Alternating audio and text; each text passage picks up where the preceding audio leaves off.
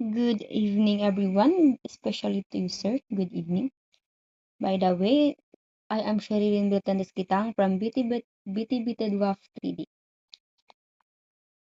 So, our course description is this course explores the study of ocean in the interdisciplinary context, covering its physical, chemical, geological, and biological characteristics.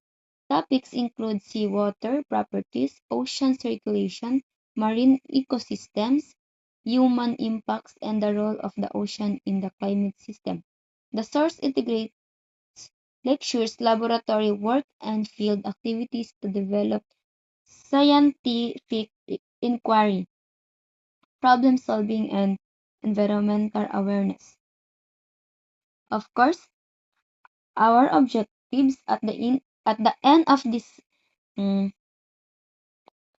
discussion, the student expect to explain the explain the scope, importance, and interdisciplinary nature of oceanography, analyze physical and chemical properties of seawater, interpret processes of ocean circulation, tides, and waves, identify and assess marine ecosystem and biodiversity, evaluate human impacts on the ocean and propose solutions, integrate oceanographic knowledge and global sustainability efforts. So, the topic 1, Introduction of Oceanography. Definition, branches of importance. The outcome is explain the scope and significance of oceanography.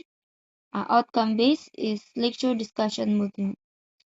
So, it focuses on definition, branches, importance.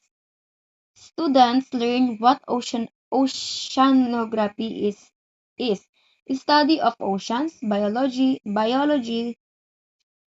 chemistry, geology, and physics. So example here is a short lecture about why oceans are important for climate and life. So ocean example output, a reflection paper answering why is oceanography important in understanding Earth's system. So the here in values integration is appreciation of science, environmental stewardship, caring for nature.